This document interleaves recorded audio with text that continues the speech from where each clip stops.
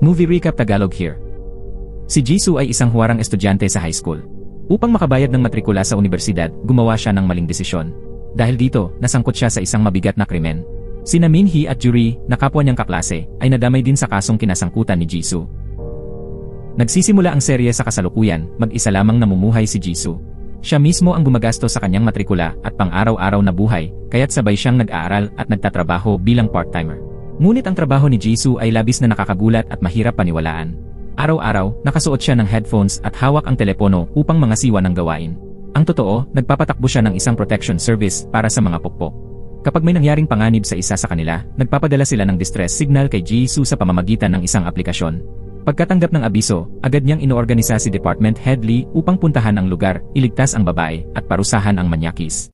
Lahat ng operasyon ni Jisoo ay minomonitor lamang niya gamit ang isang app sa cellphone. Ni hindi alam ng mga pukpok at ni Department Head Lee ang totoong mukha o boses ni Jisoo dahil lahat ng komunikasyon ay dumadaan sa voice software. Ang tawag lang nila sa kanya ay Uncle.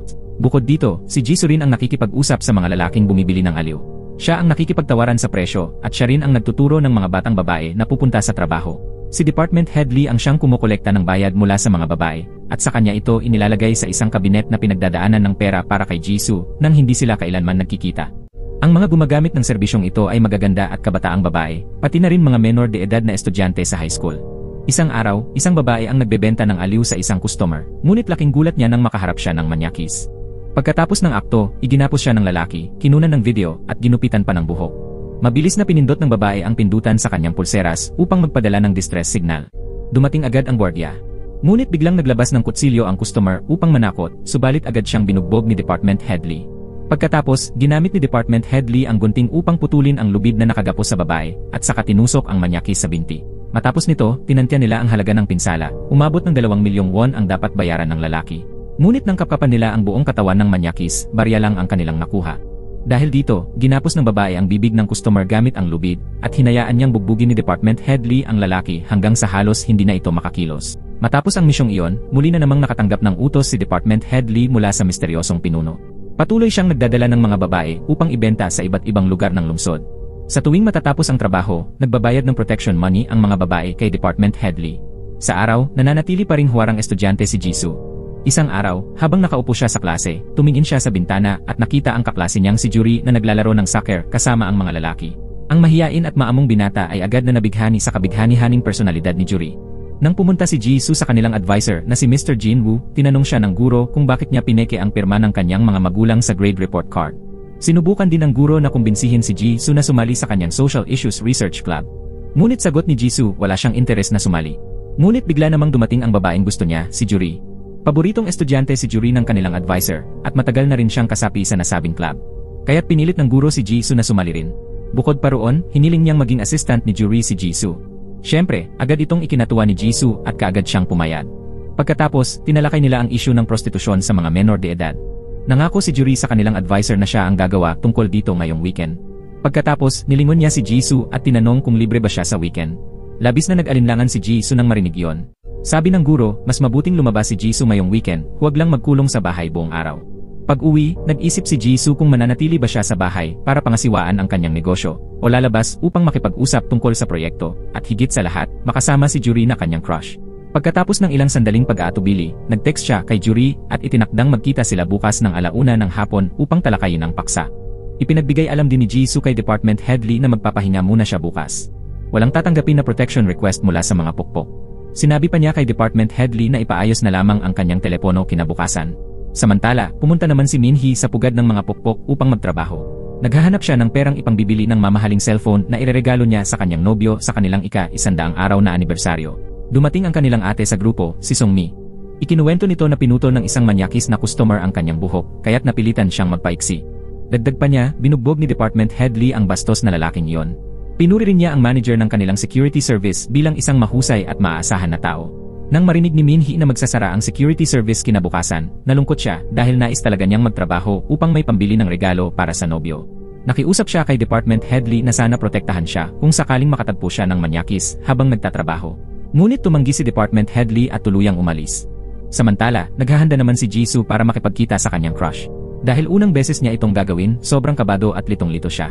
Napilitan pa siyang maghanap online kung magkano ang dapat dalhin kapag makikipag-date sa isang babae. Nang dumating sila sa coffee shop, hindi siya makapasok agad at naghintay muna kay Juri upang sabay silang pumasok. Pagkapasok nila, hindi alam ni Jisoo kung paano buksan ang pinto. Nang umorder ng inumin, galanteng nagbayad si Jisoo. Ngunit nataranta siya nang ilabas na ang pera. Umorder siya ng espresso upang magmukhang matapang na lalaki. Ngunit hindi niya alam kung paano ito inumin ng tama. Kinailangan pa niyang hintayin si Juri upang malaman kung paano ito gawin. Nag-usap silang dalawa tungkol sa kani-kanilang pamilya. Ikinuwento ni Jisoo na iniwan siya ng kanyang mga magulang noong siya ay nasa huling taon ng ika-9 na baitang. Walang sinuman sa paaralan ang nakakaalam na mag-isa lamang siyang namumuhay. Tinanong ni Juri kung paano siya nabubuhay ng mag-isa. Sagot ni Jisoo, mayroon siyang part-time na trabaho. Sa harap ng isang sopistikadong kaibigan tulad ni Juri, mukha siyang inosenteng bata na ngayon lang isinilang. Halos maiyak pa siya sa harap ng kanyang crush. Samantala, si Minhee ay patuloy na nagbebenta ng aliw mag-isa habang nakabakasyon ang protection service. Ngunit sa kasawiang palad, nakatagpo niya ang manyakis na pumutol ng buhok ni Sungmi noong nakaraang araw. Nang hilingin ni Minhee na maligo muna, agad na sinabi ng lalaki na tawagan niya ang manager. Lumabas ang dalawa pang kasabwat ng manyakis. Agad na pinindot ni Minhee ang pindutan upang magpadala ng distress signal. Natanggap ni Jisoo ang distress signal ni Minhee. Pumunta siya sa palikuran upang tawagan si Department Head Lee. Ngunit nasa pag-aayos ng cellphone si Department Head Lee at hindi siya makontak. Labis na nag-alinlangan si Jisoo. Pinayagan ng manyakis na makausap ni Minhee si Jisoo. Nakiusap si Minhee, hindi raw siya iiwan ni Jisoo, hindi ba? Dahil dito, kinailangan ni Jisoo na iwan muna si Juri upang sagipin si Minhee. Kinuha niya ang electric shock device. Pumunta siya sa supermarket upang bumili ng baterya. Ngunit wala siyang nahanap. Naghagilap pa siya ng baterya sa basurahan, ngunit hindi niya maon ang kanyang sandata.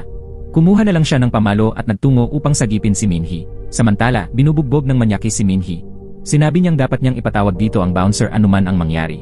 Gusto niyang maghiganti dahil sa pambubugbog sa kanya noong nakaraan. Muli niyang ginupitan ng buhok si Minhee. Ngunit bigla siyang nakatanggap ng tawag mula sa manager, na si Uncle, walang iba kundi si Jisoo. Sinabi ni Jisoo na paparating na ang pulis. Mayabang na tugon ng manyakis, alam daw niyang hindi maglalakas loob si Jisoo na tawagan ng pulisya. Dahil kung tatawag siya, mahuhuli rin si Minhee. Ngunit sagot ni Jisoo, kung hindi siya naniniwala, buksan niya ang bintana at tumingin sa labas. Laking gulat ng manyakis nang makita niyang totoo ngang dumating ang isang patrol car. Lumapit siya upang kunan ng litrato si Minhee, saka tumakbo palayo kahit hirap sa kanyang pilay na mga paa. Pumasok ang mga pulis upang mag-imbestiga kung may nagaganap bang prostitusyon doon.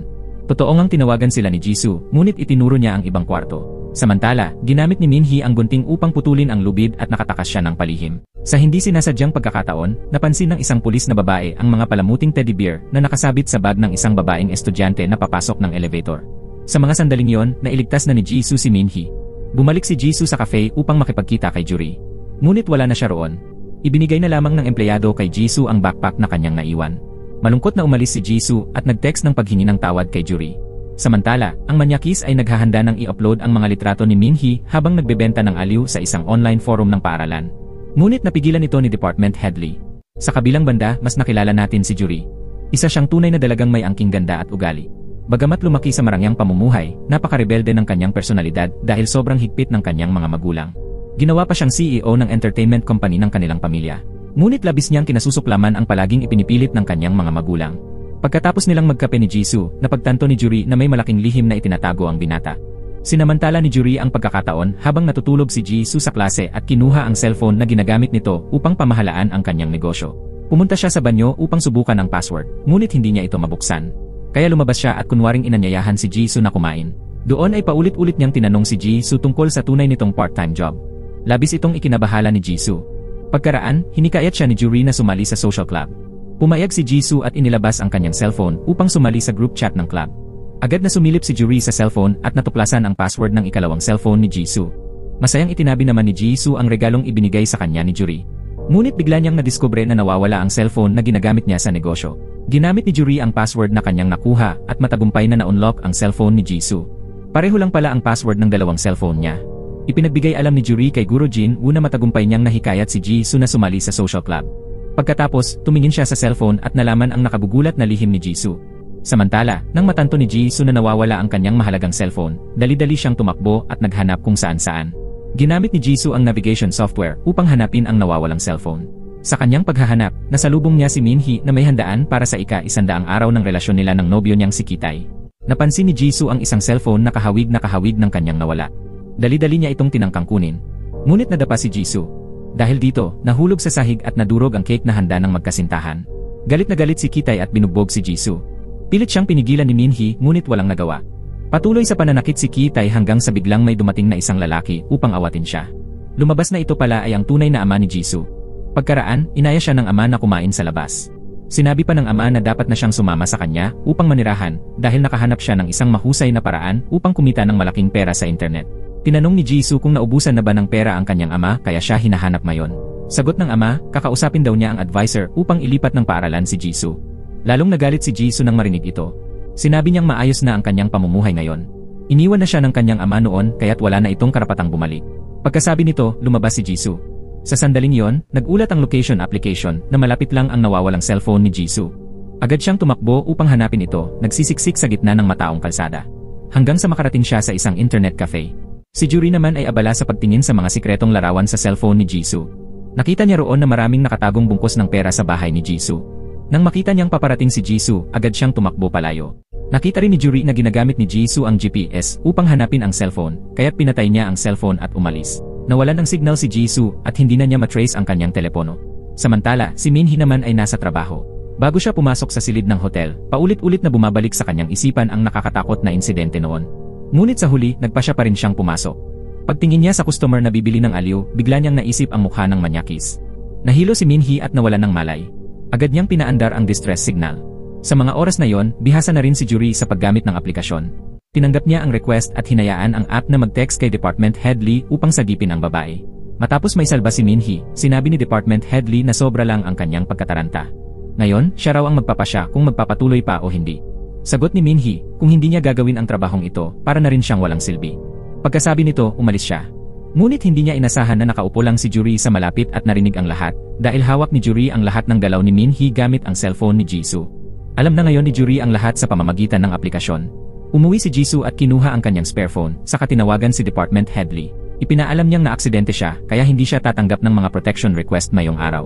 Nagtanong si Department Head Lee, kung ganoon, sino raw ang tumanggap ng huling request. Biglang nakatanggap si Jisoo ng tawag mula mismo sa kanyang nawawalang cellphone.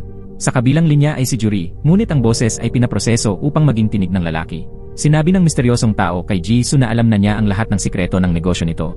Ngayon, ang cellphone na nagbubunyag na si Jisoo ang nasa likod ng lahat ay hawak na niya. Pagkatapos nito, pinagsalita pa ni Juri si Jisoo na tumahol na parang aso. Tiningnan ni Jisoo ang GPS at nalaman niyang nasa observatory ang taong iyon, kaya nag-text siya kay Department Head Lee upang magtungo roon. Pagdating ni Department Head Lee, iisang babae lamang ang naroon, kaya't hindi siya nagduda. Tinanong ni Jisoo ang misteryosong tao kung magkano ang kailangan upang maibalik ang kanyang cellphone. Hindi inaasahan, nakita ni Juri ang sasakyan ni Department Head Lee na papalapit, kaya agad niyang ibinaba ang tawag at sinabing makikipag-ugnayan na lang siya ulit mamaya. Matapos mawala ang kanyang mahalagang cellphone, nawalan na ng ganang pumasok sa paaralan si Jisoo. Nagkulong siya sa kanyang bahay. Pagkatapos ay inihanda niya ang kanyang mga gamit at pera upang tumakas dahil natatakot siyang ibigay ng misteryosong nangungikil ang cellphone sa pulis. Sa mga sandaling iyon, kumatok si Juri sa pintuan ng bahay. Sinabi nitong pumunta siya upang itanong kung bakit hindi pumasok si Jisoo. Pagkatapos ay iginiit ni Juri na pumasok siya sa loob. Kinuha ni Jisoo ang maleta na kanina lamang niya inempake at itinabi. Sa kanya inanyayahan si Juri sa loob. Sinabi ni Jisoo na maaaring hindi na siya pumasok sa paaralan at pupunta na lamang sa lungsod kung saan nakatira ang kanyang ama. Nagtanong si Juri kung bakit. Sagot ni Jisoo, pagod na siya. Matapos silang mag-usap, nagpahintulot si Juri na magpunta sa banyo. Pagkapasok, binuksan niya ng todo ang tubig upang makalikha ng ingay. Pagkatapos, ginamit niya ang nawawalang cellphone ni Jisoo upang tawagan ito. Sinabi ng dalaga na kung gusto niyang maibalik ang kanyang cellphone, dapat siyang pumunta sa isang restaurant malapit sa paaralan sa loob ng 5 minuto. Narinig ni Jisoo sa labas ang tinig ng misteryosong lalaki at agad na sumunod. Sinabi niya kay Juri na may biglaan siyang lakad at kailangang umalis. Sabi naman ni Juri, sumasakit ang kanyang tiyan at hindi pa siya tapos. Ngunit sagot ni Jisoo, kailangan na niyang umalis agad. Kaya hiniling niya kay Juri na siya na ang mag-lock ng pinto. Tuluyang nahulog si Jisoo sa patibong ni Juri at nagmamadaling pumunta sa tagpuan. Sa bahay, nagsimula nang maghalughog si Juri sa lahat ng sulok. Hanggang sa makita niya ang maraming bungkos ng pera sa maleta. Mabilis na kinuha ni Juri ang pera at inilagay sa kanyang bulsa. Ngunit naalala niya ang sinabi ni Jisoo kanina na pagod na siya. Naalala niya ang kaawa-awang mukha ni Jisoo. Dahil dito, emosyonal niyang ibinalik ang pera sa dating lagayan. Biglang dumating ang ama ni Jisoo. Pumasok siya sa silid at nakita ang maleta. Pagtingin niya sa loob, bumungad ang napakaraming pera. Ang iresponsableng ama ay agad kinuha ang lahat at isinilid sa bag. Sa mga sandaling iyon, nakatago si Juri sa loob ng aparador. Nang makaalis ang ama, lumabas din si Juri. Nagpasya siyang sundan ito. Pagbukas ng elevator at pagdating sa ground floor, mabilis siyang tumakbo, hinablot ang bag ng pera at sumigaw ng malakas. Aksidenteng nahulog ang cellphone ni Juri sa sahig. Dahil dito, kusang nag-on ang telepono. Sa taxi naman, nakita ni Jisoo sa location application na nasa bahay na muli ang kanyang cellphone. Kaya't sinabi niya sa driver na bumalik. Samantala, hinabol ni Juri ang ama ni Jisoo upang mabawi ang pera. Ngunit nagnakaw ito ng bisikleta at tumakas. Pagdating sa isang kanto, nasalubong niya ang sariling anak. Nanlaki ang mga mata ni Jisoo nang makita ang mga bungkos ng pera. Lihim nang umisi ang iresponsableng ama bago muling sumakay sa bisikleta at lumayo. Pagkatapos ay nakita ni Jisoo si Juri na humahabol sa kanyang ama. Sa mga sandaling iyon, lumapit ang gwardiya ng gusali at ibinigay kay Juri ang cellphone na nahulog. Noon napagtanto ni Jisoo na si Juri pala ang nagnakaw ng kanyang telepono. Dali-daling tumakbo si Jisoo upang saktan si Juri, ngunit siya mismo ang pinabagsak ni Juri. Tinanong ni Jisoo kung bakit niya yon ginawa. Pagkatapos ay napaluha siya at tumalikod. Malungkot na pumasok si Jisoo sa klase. Ngunit dumating si Kitay upang manggulo. Galit pa rin siya kay Jisoo dahil sinira nito ang cake na handog para sa kanilang anibersaryo ni Minhee. Doon, binugbog muli si Jisoo. Agad namang lumapit si Juri at ipinahayag na sila raw ni Jisoo ay magkasintahan. Binalaan niya si Kitay na kapag sinaktan niya ang kanyang nobyo, hinding-hindi niya ito patatawarin. Pagkatapos, sinabi ni Juri kay Jisoo na kung gusto niyang mabawi ang kanyang telepono, dapat siyang sumunod sa kanya. Hinila ni Juri si Jisoo patungo sa gym ng paaralan. Doon sinabi ni Jisoo na dahil kay Juri, nawala ang lahat ng perang pinaghirapan niya sa loob ng maraming taon. Sagot ni Juri, maaari pa rin niyang kitain muli ang pera. Ngunit tugon ni Jisoo, huli na para mag-ipon ng pera dahil susunod na taon ay kukuha na siya ng entrance exam para sa universidad. Dumating ang isang grupo ng mga nakatatandang estudyante upang makipag-usap kay Juri. Dahil extrovert si Juri, marami siyang kaibigan at koneksyon sa mga makapangyarihang tao sa paaralan. Tinanong niya si Jisoo kung kailangan ba niya ng mga kliyente. Pinatignan niya kay Jisoo ang mga maskuladong lalaking ito. Mas maraming tao, mas mabilis kang kikita, paliwanag ni Juri. Dahil dito, tumawag si Jisoo sa isang kaibigan ng kanyang ama upang alamin ang tirahan nito. Pagkatapos makuha ang address, dinala ni Jisoo ang electric shock device at nagtungo upang bawiin ang kanyang pera. Pagpasok niya sa elevator, muling nasalubong niya si Juri. Lumapit si Jisoo upang agawin ang cellphone, ngunit sinabi niyang naiwan niya ito sa bahay. Sagot naman ni Juri, gusto raw niyang sumama kay Jisoo upang mabawi ang nawalang pera. Kaya sumakay silang dalawa sa bus patungo sa lungsod kung saan nakatira ang kanyang ama. Pagdating nila sa address ng ama, sinubukan ni Jisoo na gamitan ng gamit ang kandado upang buksan ang pinto. Ngunit mabilis na binasag ni Juri ang bintana at pumasok. Matagal silang naghanap ngunit wala silang natagpuang pera. Kaya't nagpasya silang maghintay sa pagbabalik ng ama. Tinawag ni Juri si Jisoo na headly na eksperto raw sa pagkuha ng mga babae. Agad namang ipinaliwanag ni Jisoo na ito ay isang security service para sa mga babaeng nagtatrabaho. Hindi inaasahan, sinabi ni Juri na gusto niyang makipagtulungan kay Jisoo. Nagtaka si Jisoo dahil sobrang yaman naman ng pamilya ni Juri, bakit kailangan pa nitong magtrabaho para kumita ng pera. Nanahimik lamang si Juri at hindi sumagot hanggang sa dumating na ang ama. Agad na tinanong ni Jisoo kung saan ang kanyang pera. Pagkatapos ay ginamitan niya ng electric shock ang kanyang ama. Ipinakita naman ng ama sa kanilang dalawa ang isang virtual currency exchange na kanyang iniinvestan.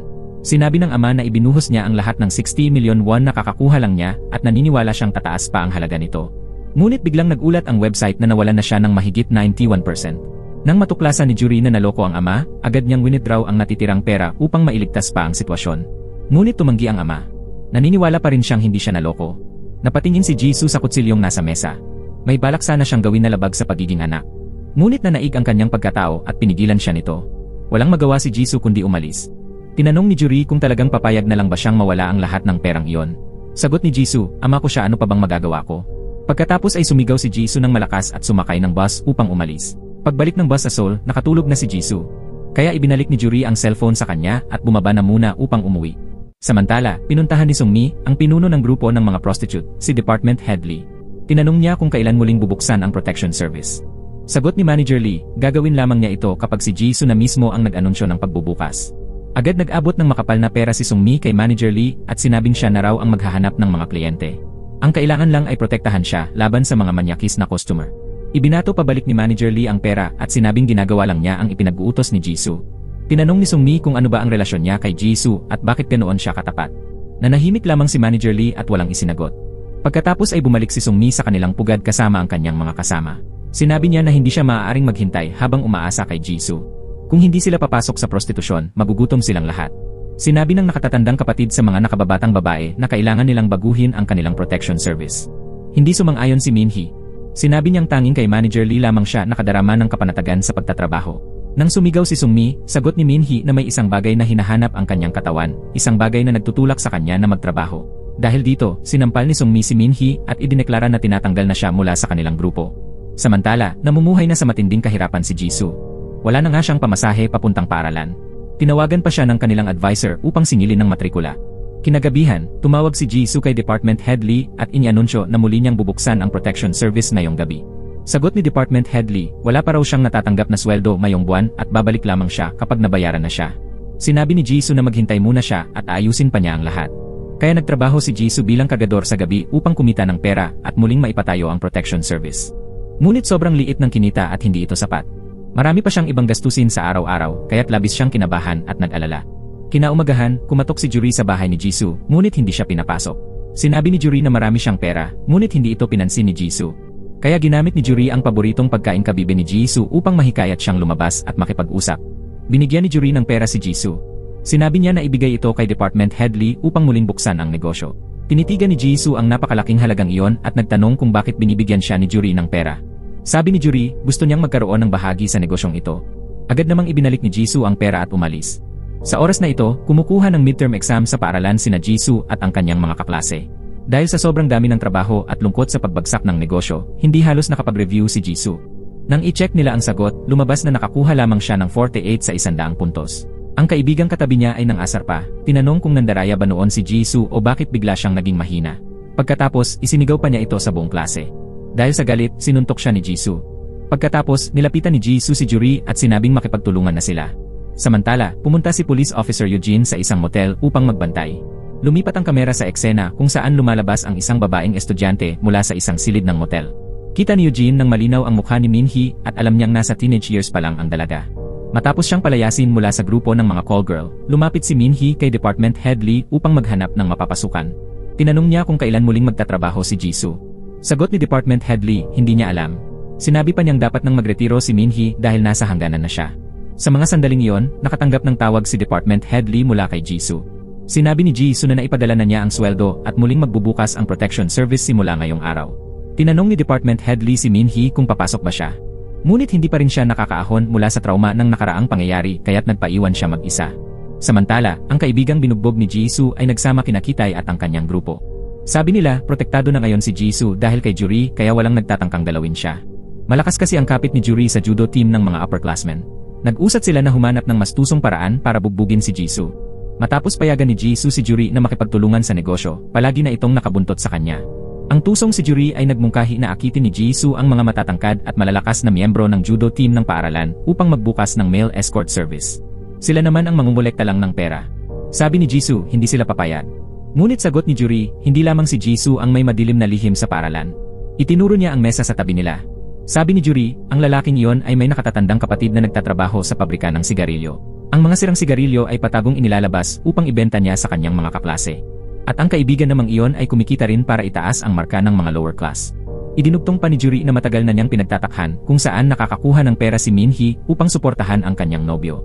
Pero dahil kay Jisoo, nalaman niyang prostitute pala si Minhee.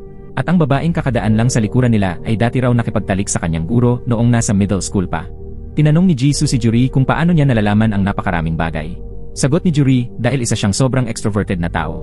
Sinabi pa niya na ang grupo ng mga judo players na nakakasama niya ay binabayaran upang makipag-hangout sa mga mayayamang babae.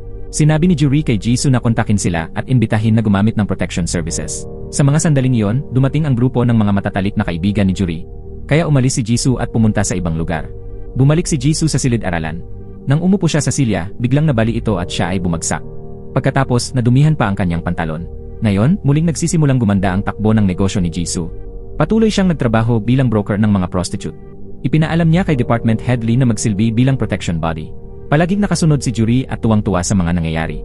Tumawag si Department Head Lee kay Jisoo. Sinabi niya na hindi naging matatag si Minhee nitong mga nakaraang araw. May mga alok ng trabaho, ngunit hindi niya ito tinatanggap. Pinakiusapan niya si Minhee na tumigil na.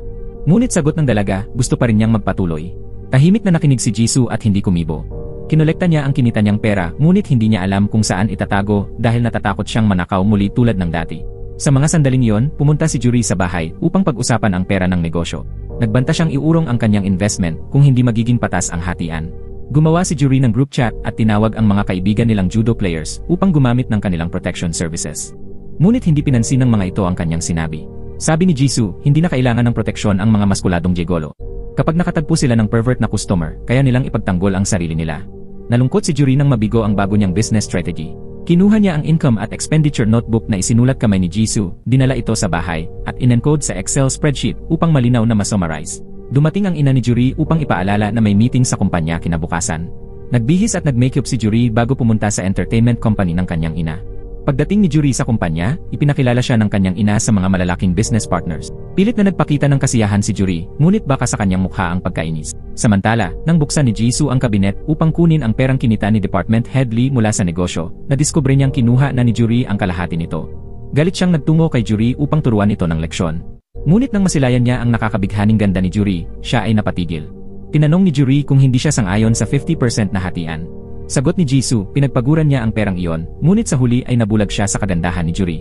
Kaya pumayag siyang hatiin ito ng 30%. Napansin naman ni Juri na lahat ng pera ay inilalagay ni Jisoo sa kanyang backpack. Kaya nakaramdam siya ng pagkainis. Samantala, nagbabalak na ngayon si Kitay at ang kanyang grupo na pahirapan si Jisoo. Inutusan nilang lagyan ng tinta ang bookshelf ni Jisoo, ngunit nang makita nilang walang ipinapakitang sakit si Jisoo, nagtataka sila. Hindi sila nasiyahan kaya bumili sila ng sex toy at palihim na inilagay ito sa backpack ni Jisoo. Sa mga oras na yon, nagpapatrolya sa paaralan si Police Officer Eugene at ang kanyang kasama. Napansin ni Eugene ang ilang kabataang lalaki na todo yosi, kaya nilapitan niya ang mga ito at sinabing patayin ang kanilang sigarilyo. Tinanong ng mga lalaki at ni Kitay ang pulis kung ano nang mangyayari kung hindi nila patayin. Kaagad ipinakita ni Eugene ang kanyang civil servant card. Nang makita ito ng mga kabataan, agad nilang pinatay ang sigarilyo at umalis. Doon napansin ni Eugene ang mga nakasabit na teddy bear sa backpack ni Minhee. Napagtanto niyang posibleng ito ang babaeng estudyanteng nakita niya sa motel noong nakaraan. Samantala, pumasok ang kasintahan ni Kitay sa silid-aralan at inilagay ang sex toy sa bag ni Jisoo. Pagkatapos ay nag-text siya kay Kitay upang ipaalam ito. Agad namang nagtungo si Kitay sa silid ng supervisor. Sinabi niyang may nakita siyang upos ng sigarilyo sa basurahan ng banyo. Agad na tinipon ng supervisor at ng Red Star team ang lahat upang alamin kung sino ang naglakas loob manigarilyo sa paaralan. Isa-isa nilang pinuntahan ang bawat silid-aralan at siniyasat ang mga school bag ng mga estudyante. Nakatanggap si Juri ng text mula sa kanyang mga kaibigan na nagsasabing nagsasagawa ng masusing paghahanap ang supervisor. Kaya't agad niyang binalaan si Jisoo dahil nasa bag nito ang napakaraming pera at iba pang sikreto. Nang pumasok ang supervisor sa silid, nanginginig din si Minhee dahil may nakatagong e-cigarette sa kanyang backpack. Tumayo si Jisoo at sinabi na hindi siya pumapayag na halughugin ng guro ang kanyang bag dahil labag iyon sa karapatang pantao. Sabi ng supervisor, nagpapapansin lang daw siya. Pilit nitong pinabuksan ang school bag ni Jisoo. Agad namang humingi ng tulong si Jisoo sa kanilang homeroom teacher. Hinablot ng supervisor ang bag ni Jisoo. At nang malapit na niyang makita ang sex toy, biglang tumunog ang fire alarm. Agad sinabi ng homeroom teacher na lumikas lahat palabas. Kaya't ligtas na nakatakas si Jisoo sa pakanan ng mga siga sa paaralan. Nakuha pa niya ng libre ang isang laruan. Si Minhee naman ay nakapagtago ng lihim na gumagamit siya ng electronic cigarette sa loob ng paaralan. Nang suriin ng supervisor ang CCTV, nakita niyang si Juri ang pumindot ng fire alarm at nagdulot ng kaguluhan. Ipinamalas ni Juri ang kanyang galing sa pag-arte, umiiyak siya at sinabing sobra ang pressure sa kanya na maging mahusay sa lahat ng bagay. Dahil dito, pakiramdam daw niya ay sobrang nag-iisa siya at gusto lang niyang makuha ang atensyon. Nang makita ng supervisor ang estudyanteng humahagulgol, nalito siya at basta na lang umalis. Sa labas, naghihintay si Jisoo kay Juri. Tinanong niya kung may problema ba. Sabi ni Juri, napagalitan lang siya ng guro. Tinanong niya si Jisoo kung nasa bag pa ba nito ang pera. Dinala niya si Jisoo sa silid ng homeroom teacher at sinabihang itago ang pera at mga libro sa ilalim ng sofa.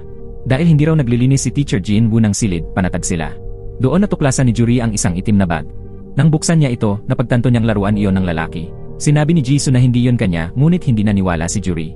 Sabi ni Juri, kung ginagamit niya yon, aminin na lang niya. Wala namang nakakahiya. Sa sandaling yon, dumating sa paaralan ang ina ni Juri. Nagpaalam si Jisoo sa ina at aalis na sana. Ngunit sinabi ng ina na gusto niyang makausap silang dalawa ng kaunti.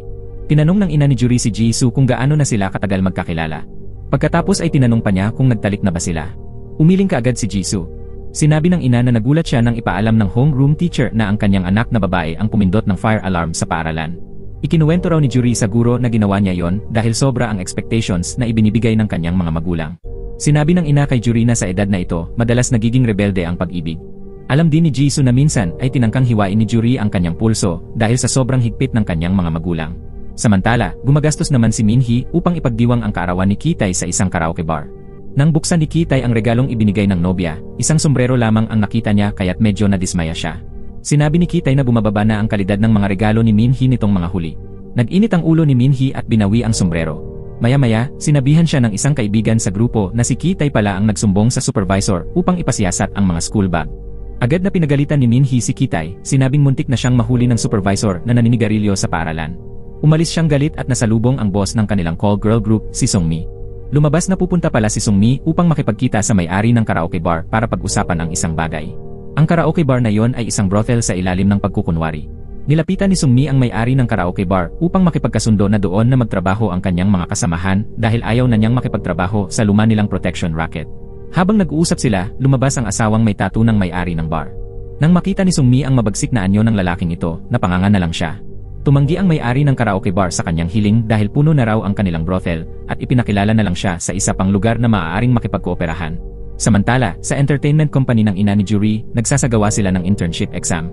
May isang intern doon na nagngangalang Taerim na mahina ang ipinakitang talento sa pagkanta kaya't ibinasura ng mga hurado at ibinaba sa B-class intern. Dumating si Juri sa kumpanya. Lumabas siya upang makausap si Taerim. Matapos niyang marinig ang mga hinaing ng binata na parang nawawalan na siya ng pag-asa, inanyayahan niya itong sumali sa isang group chat tungkol sa trabaho.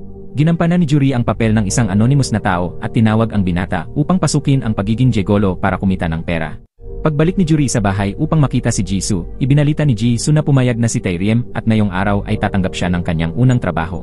Dumating si Taerim sa hotel, ngunit dahil unang beses niyang humarap sa isang kliyente, hindi siya nangahas pumasok. Sa kabilang banda, tahimik na nakaupo si Department Head Lee at nagmamasid mula sa malayo. Tinawagan ni Jisoo si Taerim at sinabi na may karapatan itong tumanggi kung ayaw niya. Habang nagtatrabaho si Taerim, kung may mangyaring problema, agad silang pupunta upang iligtas siya. Sinabi ni Taerim na gagawin niya ang trabahong ito. Labis na natuwa si Juri nang marinig iyon. Sabi niya, paano kung pervert ang unang kliyente na makaharap ni Taerim bilang gigolo? Sagot ni Jisoo, iyon ay kliyenteng siya mismo ang nag-ayos para subukin ang kumpiyansa ni Taerim. Agad na niyakap ni Juri si Jisoo at pinuri ang katalinuhan nito. Nang mahawakan ni Juri si Jisoo, nahiya at namula ito kaya nagtago na lang sa kanyang silid. Nanatili si Juri sa bahay ni Jisoo buong gabi ngunit wala nang naganap na anumang kontak sa pagitan nila. Sa silid-aralan, itatapon na sana ni Minhee ang sombrero na kinutya ni Kitay. Sa mga oras na yon, nabangga niya si Jisoo. Kaagad inihagis ni Minhee ang sombrero kay Jisoo at sinabi rito na isuot ito. Nakita yon ni Juri at nagselos. Ano man ang sabihin ni Jisoo, malamig lang ang tugon ni Juri. Tinanong pa niya si Jisoo kung gusto ba nito si Minhee. Sagot ni Jisoo, hindi niya tipo si Minhee. Nang tanungin ni Juri kung sino ang tipo niya, nauutal lang si Jisoo. Nang buksan ni Juri ang pinto ng counseling room, nadatnan niyang kausap ni Minhee si Police Officer Eugene. Sabi ni Eugene, isang normal na counseling session lang ito. Sinabi ni Juri na opisina nila yon at kailangan nilang magtrabaho, kaya pakiusap lumabas muna siya. Agad namang tinawagan ni Eugene si Teacher Jin Woo. Kaya napilitan silang lumabas upang maipagpatuloy ni Eugene ang counseling session. Binalaan ni Juri si Jisoo na huwag gumawa ng kahit ano na makakakuha ng atensyon ni Police Officer Eugene. Baka raw kasi hindi ang pakikipagprostitusyon ni Minhee ang dahilan ng pagpunta ng pulis doon. Idinikit ni Jisoo ang kanyang tainga sa pinto upang marinig ng malinaw ang usapan. Tinanong ni Police Officer Eugene si Minhee kung bakit siya pumunta sa motel. Ipinakita niya ang video kung saan malinaw na nakunan si Minhee na pumapasok sa motel. Nang mapanood ito, nanginginig si Minhee. Sa labas, labis ding nataranta sina Jisoo at Juri nang marinig ang lahat. Agad na lumapit si Juri kay Teacher Jin Woo upang humingi ng tulong. Nang makita ni Juri ang counseling leaflet ng pulisya para sa mga estudyante, bigla siyang nakaisip ng ideya. Sunod-sunod ang mga psychological attack ni Police Officer Eugene kay Minhee kaya't labis itong natakot. Bubuka na sana ang bibig ni Minhee upang ikumpisal ang lahat tungkol sa kanyang prostitusyon nang biglang kumatok at pumasok si Jisoo. Sabi ni Jisoo, walang batas na nagbabawal sa mga kabataan na pumasok sa motel. Personal na usapin yon kaya walang karapatan ang pulis na usisain. Karapatang pantao yon. Sinabi ni Jisoo kay Minhee na wala siyang kailangang sabihin. Pumasok si Teacher Jin Woo at nadatnan ang mga estudyanteng nakikipagtalo sa pulis, kaya't agad niya itong pinatigil. Sa sandaling yon, nakatanggap ng tawag si Police Officer Eugene mula sa kanyang nakatataas. Sinabi ng boss na may nagreklamo na pumunta si Eugene sa paaralan nang walang pahintulot at tinrato ang mga estudyante na parabang mga kriminal. Pinagalitan ng boss si Eugene dahil sa kanyang sariling kilos. Natahimik si Eugene at hindi nakasagot. Pagkatapos, kinausap ng homeroom teacher sina Jisoo at Minhee. Tinanong niya kung bakit sila nakikipagtalo sa pulis. Tinanong din niya si Minhee kung may tinatago ba itong sikreto. Sagot ni Minhee, personal niyang usapin yon kaya hindi niya sasabihin. Pagkatapos ay lumabas siya. Samantala, sa brothel ni Minhee, sinabi ni Sungmi na nakahanap na siya ng bagong kontrata para sa protection service at lilipat na silang lahat sa isang prostitution apartment upang magtrabaho. Nang tanungin siya kung bakit hindi isinasali si Minhee, sagot ni Sungmi, matagal na niyang tinanggal si Minhee sa grupong iyon. Pag-uwi naman, ipinaliwanag ni Juri kay Jisoo na dahil menor de edad si Minhee, kaya mahigpit ang investigasyon ng pulisya, dahil ang krimeng may kinalaman sa prostitusyon ng wala pang 18 taong gulang ay napakabigat. Sinabi ni Juri na dapat alisin agad si Minhee sa listahan ng mga kliyente. Dinala ni Department Head Lee si Minhee sa isang liblib na lugar. Ibinigay niya kay Minhee ang telepono upang makausap ang misteryosong tao. Sinabi ng taong ito na nagpapasalamat siya kay Minhee sa paggamit ng kanilang protection service. Ngunit biglang inagaw ni Juri ang telepono at sinabi kay Minhee na umalis na sa work chat group. Inutusan niya si Minhee na burahin ang application at lahat ng mensahe kasama ang mga kliyente. Pagkatapos, pinakiusapan niya si Department Head Lee na suriin muli ang proseso. Sinabi ni Juri na hindi na siya magbibigay ng anumang protection services kay Minhee dahil ilang ulit na itong nahihimatay at napuputol ang kanyang trabaho. Sa malamig na paraan, inalis ni Department Head Lee ang pulseras ni Minhee. Galit na minura ni Minhee ang lahat, tinawag silang basura. Pagkatapos mawalan ng trabaho si Minhee, nakatanggap siya ng tawag mula kay Police Officer Eugene. Nakipag-ayos ang pulis na makipagkita muli kay Minhee upang tapusin ang counseling session. Ngunit matapang at malakas ang tinig na sagot ni Minhee na hindi siya pupunta. Kung may ebidensya raw sila, pumunta na lang at hulihin siya. Matapos magsalita, malamig niyang ibinaba ang tawag, bagay na ikinahanga ng kanyang mga kaibigan. Sa mga oras na ito, hinila ni Boss Kitay si Jisoo upang bugbugin. Tinanong ni Kitay kung ano ba talaga ang nangyayari sa pagitan niya at ng kanyang nobya. Tinanong din niya kung bakit hinahanap ni Police Officer Eugene si Minhee. Sagot ni Jisoo, walang kabuluhan lang iyon. Ngunit patuloy pa ring binubugbog ni Kitay si Jisoo. Dumating si Minhee upang awatin siya. Tumakbo rin si Juri papalapit. Muli niyang ipinakita ang kanyang husay sa pag-arte. Sinabi ng babae kay Minhee na malinaw na siya ang nagnakaw ng alahas at nahuli ng pulis. Pero bakit hindi raw nagsabi ng kahit ano si Minhee? Nauutal namang sinabi ni Minhee kay Kitay na balak niya talagang nakawin yon para ibigay sa kanya. Kaya raw pumunta ang pulis sa paaralan upang usisain siya. Nang marinig ni Kitay ang dahilan, naisip niyang makatwiran naman yon. Kaya't pinakawalan na niya. Dahil dito, ligtas na nailayo ni Juri si Jisoo. Binalutan ni Juri ng benda ang sugat ni Jisoo at sinabihang magtrabaho muna itong mag-isa ngayong gabi. Dahil abala siya sa pakikipagkita sa kanyang ina. Pagkatapos, ginamit ni Jisoo ang kanyang telepono upang ipaalam kay intern Taeriem na dapat itong pumunta sa hotel ngayong gabi upang magsilbi sa isang babae. Pagbalik, pumasok si Minhee at tinanong si Jisoo kung ano ang narinig niya nang kausap niya si Police Officer Eugene. Sabi ni Jisoo, hanggang sa nakita niyang lumabas si Minhee mula sa motel ang kanyang narinig. Biglang sinunggaban ni Minhee ang leg ni Jisoo at sinabihang manahimik lang siya. Tinanong ni Minhee si Jisoo kung bakit siya tinutulungan. Gusto ba raw siya nito? Sagot ni Jisoo, hindi, at pinangaralan pa niya si Minhee tungkol sa pagprotekta sa personal na privacy. Sinabi ni Minhee kay Jisoo na kailangan itong sumama sa kanya ngayong gabi. Sagot ni Jisoo, abala siya ngayong gabi. Ngunit pinilit siya ni Minhee na sumama. Sa Banana Karaoke Bar naman, palihim na kinuha ng isang lalaking may tattoo ang telepono ng asawa. Natuklasan niyang gumagamit ito ng app para maghanap ng Jegolo at nakatakdang makipagkita sa isang Jegolo sa hotel ngayong gabi. Habang nasa subway sina Jisoo at Minhee, tumawag si Juri. Nadiskubre ni Juri na may pinupuntahan si Jisoo kasama si Minhee. Sinabi ni Jisoo kay Juri na gabi na siyang makakauwi, kaya't ipinakiusap niya na siya muna ang gumawa ng trabaho. Nang marinig ito ni Juri, nagselos siya. Dumating naman si Taeriem sa hotel room upang makipagkita sa kliyente. Ngunit pagpasok niya, bigla siyang inatake ng isang maton. Lumabas din agad ang lalaking may tattoo. Tinali nila si Taeriem. Ipinakita ng lalaking may tattoo kay Taeriem ang larawan ng may-ari ng karaoke bar. Sinabi niya na yon ang kanyang fiancé at muntik nang matulog si Taeriem kasama ang kanyang asawa. Kaya't kailangan na raw niyang patayin si Taeriem.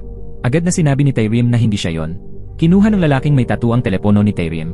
Gamit ang telepono ng kanyang asawa, nagpadala siya ng mensahe. Natuklasan niyang hindi pala sa kanyang asawa nakikipag-chat si Taeriem. Patuloy na tinanong ng lalaking may tattoo kung sino ba ang pinagtatrabahuhan ni Taeriem. Pagkatapos, pinilit niyang ipakita ni Taeriem kung sino ang kanyang boss. Samantala, kinalagkad ni Minhee si Jisoo upang harapin si Department Head Lee at igiit ang kanyang mga karapatan. Sinabi ni Minhee na matagal na siyang nagsisikap magtrabaho para sa kanya at sa boss sa likuran niya. Ngayon daw ay basta na lang siyang tinatanggal. At tinanggal na siya. Kinuha ni Department Head Lee ang kanyang telepono upang tawagan ang misteryosong taong nasa likod niya. Ngunit hindi masagot ni Jisoo ang tawag sa mga oras na ito. Ipinilit ni Minhee na bayaran siya ng separation pay ni Chief Lee. Biglang pumasok si Taeriem. Kumaway si Chief Lee kay Taeriem na lumabas muna upang makapag-usap. Agad namang tumakbo palayo si Taeriem. Samantala, nanatili si Juri sa bahay at nadiskubre niyang isa-isang lumalabas sa chat group ang mga kliyente ng Call Girl Group. Nagte-text sila na hindi na sila gagamit ng protection services ni Jisoo. Lumabas si Chief Lee at nadatnan niyang may mga maton na naghihintay. Naramdaman niyang may masamang mangyayari. Agad niyang sinabi kay Minhee na umuwi na. Ngunit matigas ang ulo nito at sumunod pa rin. Dumating ang isang grupo ng mga maton na may dalang batuta. Nagsimula silang umatake. Mag-isa lamang na lumaban si Chief Lee. Nakapagpatumba siya ng ilan. Ngunit dahil sobrang dami nila, natalo rin siya. Ngayon, itinulak ni Jisoo ang isang kariton upang harangan ang daan at makatakbo si Chief Lee. Ngunit agad lumapit ang mga tauhan ng lalaking may tattoo at biglang sumuntok, dahilan upang bumagsak si Chief Lee. Pagkatapos ay tinurukan nila ng kung anong droga sa liig si Chief Lee. Tinadyakan ng ulo ni Chief Lee ang lalaking iyon ng malakas. Ngunit umuuga na ang buong katawan niya. Sa sandaling iyon, lumundag ang lalaking may tattoo at binigyan si Chief Lee ng malakas na ataking parang palakol. Natakot si Minhee nang makita yon. Nakita ito ni Jisoo at lumapit upang pigilan ang mga maton para makataka sina Chief Lee at Minhee. Ngunit napaligiran si Jisoo. Sinubukan niyang tumakbo ngunit sinunggaban siya sa liig ng lalaking may tattoo. Ginamit ng lalaking may tattoo ang telepono ng kanyang asawa upang magpadala ng mensahe. Nadiskubre niyang si Jisoo pala ang nagpadala ng matatamis na mensahe sa kanyang asawa. Dinala nila si Jisoo papunta sa kotse upang isakay. Samantala, nagtatago sina Chief Lee at Min-hee sa isang kotse. Kinuha ni Min-hee ang kanyang telepono at nag-text kay Police Officer Eugene upang humingi ng tulong. Nailigtas silang dalawa at nadala sa ospital. Dumating din si Juri at nasaksihan ang insidente. Noon lamang naalala ni Min-hee na nahuli si Jisoo ng mga taong iyon. Sinubukang tanungin ni Police Officer Eugene si Min-hee tungkol sa mga taong iyon. Ngunit labis na nataranta si Min-hee at nagsisigaw ng malakas. Dahil sa kanyang ginawa, napilitang pumasok si Head Teacher Jin Woo upang awatin siya. Samantala, dinala na si Jisoo pabalik sa karaoke bar. Tinanong siya ng lalaking may tattoo kung bakit gusto niyang matulog kasama ang kanyang asawa at iniutos sa kanyang mga kasamahan na ihanda ang lagari upang putulin ang braso ni Jisoo. Sa kabutihang palad, bumukas ang pinto ng may-ari ng karaoke bar sa oras na yon. Agad itinago ng lalaking may tattoo ang kanyang armas. Sinabi ng asawa sa kanyang mister na huwag gumawa ng kalokohan sa kanyang bar. Sagot ng lalaki, kailangan niya itong gawin dahil tinawag itong gigolo. Galit na tinanong ng asawa kung bakit siya naglakas loob na tignan ang kanyang telepono. Tinanong ng lalaking may tattoo kung ano ba ang mas mabuti kaysa sa kanya. Tumingin ang asawa kay Jisoo at nagtanong kung sino ang lalaking iyon. Pagkatapos ay binuhusan niya ng baso ng tubig ang kanyang asawa at umalis. Labis na nasaktan ang lalaking may tattoo. Kaya't naupo siya at nagreklamo kay Jisoo tungkol sa lahat. Sabi niya, ginawa na raw niya ang lahat pero hindi pa rin siya iginagalang ng kanyang asawa. Sa tuwing may nangyayari, siya raw ang laging sinisisi. Tinanong ng lalaking may tattoo ng malinaw, nakita raw niya na si Jisoo ang nagte-text sa kanyang asawa at bakit hindi siya mismo. Umupo si Jisoo at dahan-dahang ipinaliwanag ang lahat sa kanya. Sabi ni Jisoo, isa lang siyang chat representative na nag-ugnay sa dalawang panig, ang bumibili at nagbebenta ng pakikipagtalik. Paliwanag niya, part-time employee lang siya. Idinagdag niya pa na ang modelong ito ay hindi nangangailangan ng renta ng lugar gaya ng itinagong karaoke bar na ito. Tuwang-tuwa ang lalaking may tattoo nang marinig iyon. Pagkatapos ay mas malinaw na ipinaliwanag ni Jisoo ang business model sa kanya. Ngunit habang nagsasalita siya, lalo lamang nalilito ang dalawang lalaki dahil hindi nila ito maintindihan. Sabi ng alalay, kailangan nilang patayin si Jisoo dahil alam na niya na ang lugar na ito ay isang pugad ng prostitusyon. Lumuhod si Jisoo at nagmakaawa. Sinabi niyang gagawin niya ang lahat ng gusto nilang ipagawa. Sabi ng lalaking may tattoo, gusto niyang makilala ang totoong boss ni Jisoo. Kaya tumawag si Jisoo kay Juri. Tinawagan niya si Juri para ipaalam na siya ay dinukot. Agad na inagaw ng lalaking may tattoo ang telepono at sinabi na isa sa mga empleyado ni Jisoo ang nakipagtalik sa kanyang fiancé. Kaya gusto niyang malaman kung sino iyon at humingi ng kabayaran. Sinabi naman ni Jisoo na siya ngayon ay kinukulong sa isang itinagong bahay aliwan. Paulit-ulit na nagtanong si Juri at nadiskubre niyang maraming prostitute ang pinamamahalaan ng shop na ito. Nakita rin niyang lahat ng prostitute ay umalis na sa kanyang chat group. Kaya iminungkahi niyang makipagtulungan sa lalaking may tattoo. Gustong-gusto ng lalaking may tattoo ang ganitong business model na hindi nangangailangan ng upa ng lugar. Kaya agad siyang pumayag. Kinuha nila ang telepono ni Jisoo at pansamantalang pinalaya siya. Ngunit sa isang kondisyon, kailangan bumalik si Jisoo sa bahay aliwan na ito upang magtrabaho para sa kanila. Samantala, napadpad si Min-hee kay Kitay at sinabi rito na nagtrabaho siya bilang prostitute para maibigay ang lahat ng perang ginastos nito sa pagbili ng sigarilyo. Maging ang mga regalo at kondom ay mula rin doon. Tinanong siya ni Kitay kung bakit niya ikinukwento ang mga bagay na yon. Labis na nagulat si Min-hee nang marinig iyon. Tinanong niya kung matagal na ba niyang alam ang lahat ng ito. Ibinigay ni Min-hee pabalik ang regalo. Nangako silang dalawa sa isa't isa at pagkatapos ay naghiwalay. Pumunta si Juri sa bahay upang makita si Jisoo. Sinisi siya ni Jisoo na wala itong pakialam sa kanyang buhay at ang iniisip lamang ay ang pakikipag-usap sa mga taong iyon tungkol sa negosyo. Ang mahalaga kay Juri ay pera lamang, hindi ang kanyang buhay. Galit na ibinato ni Juri ang telepono sa mesa. Ipinahayag niya na umalis na ang lahat ng call girls sa chat group at putol na ang koneksyon nila. Ngayon, wala na silang ibang paraan kundi makipagtulungan sa mga lalaking may tattoo upang magpatuloy. Malungkot na umalis si Juri. Pumunta naman si Jisoo sa ospital upang bisitahin si Chief Lee. Tinanong niya si Min-hee kung nasabi na ba niya sa pulis ang lahat. Sabi ni Min-hee, wala pa siyang sinasabi. Sinabihan siya ni Jisoo na huwag magsabi ng kahit ano. Kinaumagahan, nang magising si Chief Lee, sinabi niya kay Min-hee na kunin agad ang kanyang telepono sa kotse. Nandoon si Police Eugene sa labas kaya narinig niya ang lahat. Hinalughog ni Min-hee ang buong kotse ngunit hindi niya nahanap ang telepono. Lumabas na mas mabilis si Police Eugene at siya ang nakakuha. Nagmadaling tumakbo si Min-hee upang hanapin ang mga call girls at kunin ang numero ni Jisoo. Samantala, nakuha na ni Police Eugene ang telepono ni Chief Lee at sinusubukan niyang i-unlock ito. Sa sandaling yon, tumawag ulit si Jisoo kay Chief Lee. Agad itong sinagot ni Police Eugene. Nang makapagsalita pa lamang si Jisoo ng isang pangungusap, nakatanggap siya ng text mula kay Min-hee. Ipinabatid ni Min-hee na hawak ni Police Eugene ang telepono ni Chief Lee. Nabasa iyon ni Jisoo at nataranta, kaya nabitawan niya ang telepono at nahulog sa sahig. Pumasok si Juri at alam na ang buong nangyari. Sabi ni Juri, hindi dapat tayo mabunyag dahil baka isipin lamang ng mga pulis na ito ay isang simpleng gulo. Biktima lamang si Chief Lee. Sabi ni Jisoo, paano kung ma-hack nila ang telepono? Sagot ni Juri, telepono ito ng biktima. Paano nagkaroon ng lakas ng loob ang pulis na buksan iyon? Samantala, nais nga ni Police Eugene na i-hack ang telepono ni Chief Lee. Ngunit sinabi ng kanyang kasama na kailangan niya ng permit dahil telepono iyon ng biktima. Kaya ibinigay na lamang ni Eugene ang telepono sa kanyang kasama bilang ebidensya. Sinabi ni Jisoo kay Juri na kung siya man ay mahuli ng mga pulis o maputulan ng kamay at paa ng mga siraulong iyon, si Juri ay ligtas pa rin. Galit na sagot ni Juri, siya mismo ang haharap sa mga siraulong iyon para kay Jisoo. Pagkatapos, pumunta si Jisoo muli sa ospital upang bisitahin si Chief Lee at nadatnan doon si Minhee. Sabi ni Minhee, baka sabihin na niya ang lahat sa mga pulis. Nataranta si Jisoo at sinabing huwag. Kung magsusumbong siya, siguradong arestuhin siya. Ngunit sabi ni Minhee, inalam na niya. Kapag siya man ay nahuli, hindi siya makukulong. Ang misteryosong tao lamang ang dapat managot. Sabi ni Minhee, karapat-dapat lang siya. Sabi naman ni Jisoo, kapag sinabi ni Minhee ang lahat, tiyak nagagawa ito ng paraan upang saktan si Jisoo. Narinig iyon ni Minhee at naisip niyang may katwiran nga si Jisoo. Tumawag ang lalaking may tattoo kay Jisoo at tinanong kung ano ang paboritong kainin ng boss ni Jisoo dahil may nakatakda silang pagkikita. Pagkarinig, sinubukan ni Jisoo na tawagan si Juri para pigilan itong makipagkita sa mga siga. Ngunit paulit-ulit siyang tumatawag at hindi pa rin makontak. Samantala, iniutos ni Kitay sa kanyang mga tauhan na pasukin ang lahat ng chat group ng mga ahente ng prostitusyon. Ipinadala niya ang larawan ni Minhee at tinanong kung nagtatrabaho ba si Minhee roon. Desidido si Kitay na alamin kung sino ang nag-ayos at nagprotekta sa kanyang nobya upang magtrabaho bilang prostitute. Ang mensahe ng paghahanap na ito ay napunta rin sa chat group ni Juri, ngunit hindi siya sumagot.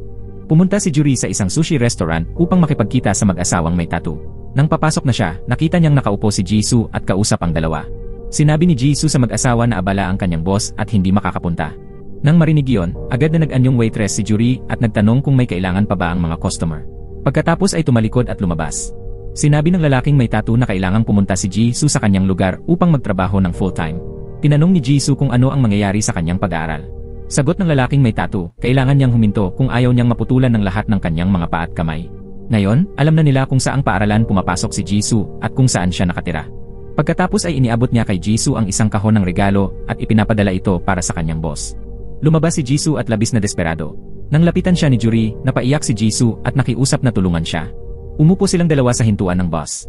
Nang sumakay ng bus si Jisoo, nakalimutan niya ang kahon ng regalo mula sa lalaking may tattoo. Binuksan iyon ni Juri at nakita niyang puno ng pera ang loob. Agad na sumakay si Juri sa taxi upang habulin si Jisoo. Hindi alam ni Juri na may GPS device sa loob ng kahon. Sinundan ng mag-asawang may tattoo, kasama ang kanilang mga tauhan, ang signal ng GPS at hinabol ang taxi ni Juri. Gusto nilang malaman kung sino talaga ang totoong boss ni Jisoo. Nang huminto ang taxi, nakita nilang isang babae ang lumabas at lubos silang nagulat.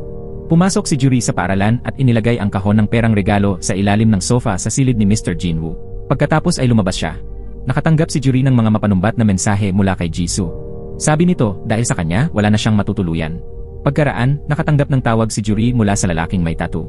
Muli siyang nag-anyong misteryosong boss. Nagkunwari rin ang lalaking may tattoo na parabang wala siyang alam sa nangyayari. Biglang may dumating na kotse. Bumaba ang alalay ng lalaking may tattoo, pinatulog si Juri gamit ang pampatulog, at pilit siyang isinakay sa kotse upang dalhin palayo. Tumawag ang lalaking may tattoo kay Jisoo at tinanong kung babae ba talaga ang kanyang boss. Bakit daw nagsinungaling si Jisoo? Ang taong iyon ay isang lalaki. Galit na tinanong ni Jisoo kung ano ang ginawa nila kay Juri. Kinuha ng asawa ang litrato ni Juri at ipinadala ito kay Jisoo. Sinabi niya kay Jisoo na ibigay ang kanyang address. Pupuntahan daw nila siya at kung may makita silang pulis, agad nilang papatayin si Juri. Samantala, sa ospital, inatake ni Chief Lee ang isang pulis upang makatakas. Nadaanan niya si Police Eugene na agad siyang hinabol, ngunit nagsara na ang elevator. Pumunta si Chief Lee at si Minhee sa bahay ng isang matandang kaibigan. Humingi ng tulong si Chief Lee sa kaibigan upang hanapin ang lalaking may tattoo. Ang lalaking iyon ay nagmamaneho ng kotse na may disenyong Japanese comics. Nalaman ni Minhee na ang pakay ni Chief Lee ay paghihiganti sa lalaking may tattoo. Kaya't kinuha niya ang susi ng kotse at bantay sarado siyang nakaupo roon, hindi hinahayaang makaalis si Chief Lee kahit isang hakbang. Sabi ni Minhee, kung aalis siya, tatawag siya ng pulis. Mas pipiliin pa raw niyang mahuli si Chief Lee ng pulis kaysa makipagkita ito sa mga taong iyon at mamatay. Samantala, sinundo ng alalay ng lalaking may tattoo si Jisoo. Pinatumba niya ito at isinakay sa kotse. Nagising na rin si Juri sa oras na yon. Sinabi ng lalaking may tattoo na alam na nila ngayon kung saang paaralan pumapasok at kung saan sila nakatira. Kaya't hindi na sila makakatakas. Sumuka si Juri sa lalaking may tattoo. Dahil sa sobrang baho, agad na nagmadali ang mag-asawa upang maghugas. Nakakita si Juri ng kutsilyo sa loob ng kotse. Paglingon ng lalaking may tattoo, agad siyang sinaksak ni Juri sa tagiliran. Gumamit din si Jisoo ng electric shocker upang patulugin ang alalay. Nang dumating ang asawa sa kotse, tinutukan siya ni Juri ng kutsilyo sa leg. Sinabi ni Juri na ilabas niya si Jisoo. Biglang pinaandar ni Jisoo ang isang kotse at binangga ang sasakyan ng lalaking may tattoo. Sumakay si Juri dala ang kanyang telepono. Ngunit naipit ang kambyo ng kotse at hindi ito mandar. Napaligiran sila ng mag-asawa. Mabuti na lamang at napaandar ni Jisoo paatras ang kotse. Nakawala si Jisoo mula sa mga siga. Nagmaneho silang dalawa papunta sa isang liblib na lugar. Dahil alam na ng mga yon ang kanilang bahay at paaralan, hindi na nila alam kung saan pupunta. Kaya't sinunog ni Juri ang kotse gamit ang lighter. Hawak kamay silang naglakad at tumuloy sa isang hotel upang pansamantalang makitulog. Tinanong ni Juri si Jisoo kung bakit niya ito sinagip. Hindi ba't galit na galit siya sa kanya? Tinanong din ni Jisoo kung bakit naman siya nagbuwis ng buhay para sundan siya. At sa sandaling iyon, maghahalikan na sana silang dalawa. Ngunit biglang may narinig silang sirena. Kaya tumigil sila. Sabi ni Juri, iyon ay sirena ng ambulansya at hindi ng pulis. Doon nila napagtanto na lubos na silang takot sa mga pulis. Sabi ni Jisoo, gusto na niyang itigil ang lahat ngayon din. Kinabukasan, pagkagising ni Jisoo, wala na si Juri sa tabi niya. Samantala, nagising din si Minhee at hindi rin makita si Chief Lee. Sinabi ng kaibigan ni Chief Lee na umalis na ito at iniwan siyang maghintay doon buong araw. Pagkarinig, dali-daling tumakbo palayo si Minhee. Pumunta siya kay Police Officer Eugene. Sinabi niya na ang lalaking nag-torture kay Chief Lee kahapon gamit ang palakol ay nagmamaneho ng kotse na puno ng guhit na Japanese comics. Agad tumawag si Eugene sa kanyang kasamahan. Inutusan niya itong suriin ang security camera para hanapin ang makulay na kotse. Nahanap din Eugene ang espesyal na kotse matapos tingnan ang surveillance footage. Pagkatapos magpadala ng mensahe sa lahat ng prostitution ring, nakatanggap ng tugon ang boss na si Kitay. Sabi sa mensahe, kung gusto mong hanapin ang babaeng ito, pumunta ka sa Banana Karaoke Bar. Agad na pinakilos ni Kitay ang lahat ng malalakas na tauhan sa paaralan. Sama-sama silang sumakay ng motorsiklo at nagdala ng mga armas upang lusubin ang karaoke bar. Lumabas na si Juri pala ang nagpadala ng mensaheng iyon. Nasa karaoke bar na rin siya sa mga sandaling iyon. Nagbayad siya sa 3 babaeng estranghero upang sumama sa kanila sa karaoke bar na iyon. Pagkatapos, palihim na pumasok si Juri sa kwarto ng lalaking may tattoo at nakita ang telepono ni Jisoo. Ngunit biglang lumabas ang lalaking may tattoo. Sinunggaban at sinakal niya si Juri. Dumating naman sa oras na iyon ang grupo ng mga siga sa paaralan na pinamumunuan ni Kitay. Lumabas agad ang lalaking may tattoo.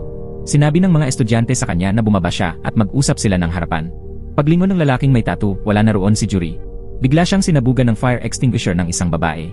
Agad namang sinamantala ni Juri ang pagkakataon para tumakbo palabas. Sumugod ang grupo ng mga siga mula sa paaralan at sinimulang wasakin ang karaoke bar.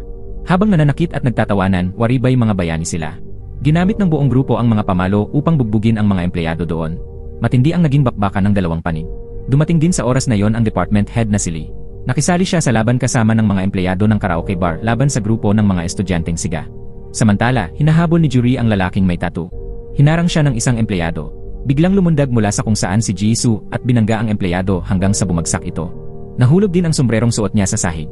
Lumapit ang lalaking may tattoo at sinunggaban si Juri sa buhok. Samantala, tumayo ang mga tauhan ni Juri at hinawakan si Jisoo upang kontrolin siya. Kinalagkad ng lalaking may tattoo at ng empleyado sina Juri at Jisoo. Ngunit dumating din sa oras na yon si Department Head Lee. May hawak siyang matalim na sandatang bakal at agad niyang pinabagsak ang empleyado. Tinanong ng lalaking may tattoo si Department Head Lee kung nakainom ba ito ng Elixir of Life o kung anuman para mabuhay ng ganoon katagal. Tumakbo si Department Head Lee papunta sa itaas na palapag. Nauutal na tinawag ni Jisoo si Chief Lee. Doon napagtanto ni Chief Lee na si Jisoo ang misteryosong tao. Sinabi niya kay Jisoo na hindi na sila dapat magkita pang muli. Pagkatapos ay umakyat siya sa rooftop. Mabilis na hinila ni Juri si Jisoo at sabay silang tumakbo papunta sa rooftop. Nasaksak ng lalaking may tattoo si Chief Lee at ilang beses pa itong binugbog. Ngunit bumangon si Chief Lee at sunod-sunod na binugbog ang lalaki. Kahit paulit-ulit pa siyang sinasaksak ng lalaking may tattoo, nabugbog din ito hanggang sa mamatay. Ang buong katawan ni Chief Lee ay puno ng sugat mula sa maraming saksak. Sa oras na yon, dumating din si Police Officer Eugene sa karaoke bar. Nakita ni Eugene ang bakbakan at agad siyang tumawag ng backup mula sa pulisya. Samantala, sa loob ng karaoke bar, pinulot ni Kitay ang sombrero na ibinigay sa kanya ni Minhee. Nagsagawa ng raid ang mga pulis at inaresto ang lahat ng mga siga sa bar at pati na rin ang grupo ng mga estudyanteng siga upang dalhin sa istasyon para sa investigasyon. Umakyat si Eugene sa rooftop at nakita niya ang dalawang katawan na walang malay na nakahandusay doon. Tumawag siya ng kanyang mga kasamahan upang tulungan siyang linisin ang lugar. Pagbalik niya sa himpilan ng pulisya, sinubukan ni Eugene tanungin ang mga estudyanteng siga kung bakit sila nagpunta sa karaoke bar para manggulo. Nagtaka rin ang mga kaibigan ni Kitay kung bakit sila napunta roon dahil sumunod lamang sila kay Kitay at nakigulo, ngunit hindi nila alam ang totoong dahilan. Matapos pwersahin ni Eugene at tanungin ng kanyang mga kaibigan, sumigaw si Kitay na pumunta siya roon dahil kay Minhee. Tinanong ng mga pulis ang may-ari ng karaoke bar kung nag-organisa ba ng prostitusyon ang kanyang asawa. Siya rin pala ang pinuno ng sindikato at wala siyang alam tungkol doon. Agad namang sinabi ng may-ari na hindi pa sila kasal, kaya hindi iyon ang kanyang asawa. Sinabi ng mga pulis na nasuri na nila ang telepono ng lalaki at alam nilang marami siyang minamanaheng mga prostitute. Tugon ng may-ari, wala siyang gaanong inaasahan sa taong gaya niya. Hindi mahalaga kung siya ay nag-organisa ng prostitusyon o nakikipaglaban, basta't ibigay lang niya lahat ng pera sa kanya. Nakipag-usap ng pribado si Eugene kay Minhee. Tinanong niya kung alam ba nito kung sino ang pinuno. Agad namang tinanong ni Minhee kung patay na ba si Department Head Lee. Sagot ni Eugene, patay na siya. Napaiyak si Minhee nang marinig ang balita.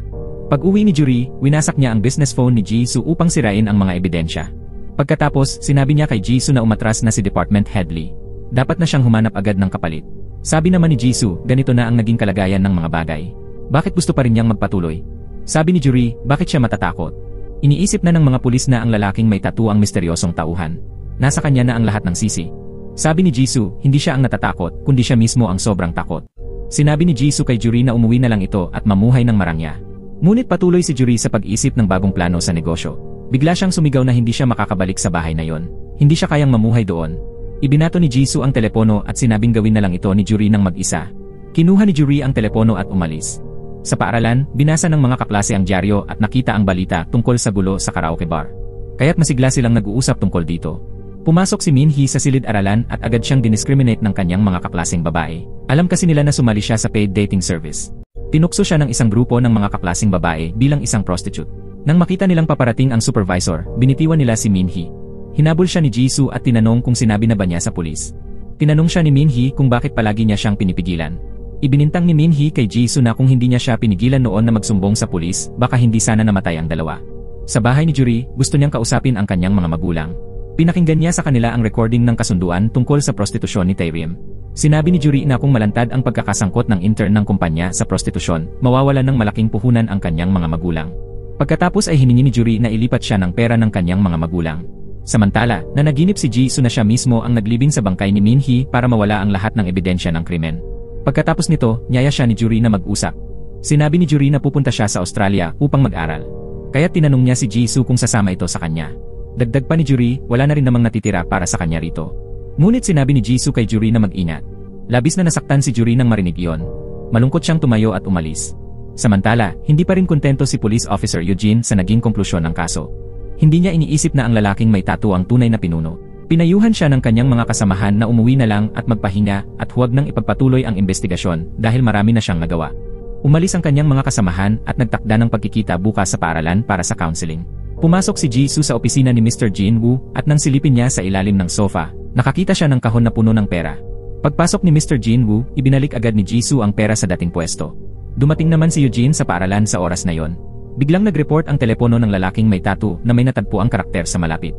Dahil nilagyan ng GPS device ang kahon ng pera na nasa ilalim ng sofa ng lalaking may tattoo, sinundan ni Eugene ang direksyon mula sa GPS at natunton ang silid ni Mr. Jin Woo.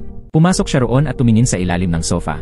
Pagkatapos, nagtungo siya sa silid-aralan upang makipagkita kay Mr. Jin Woo. Inanyayahan niya si Mr. Jin Woo na pumunta sa himpilan ng pulisya upang makipagtulungan. Tumakbo si Jisoo papunta sa silid ng homeroom teacher at nakita niyang nawala na ang kahon ng pera. Pagkatapos ay pinuntahan ni Kitay si Minhee upang makipag-usap. Ipinahayag ni Kitay na kakaka-expel lang sa kanya at gusto niyang makipagbalikan kay Minhee. Ngunit tumanggi si Minhee.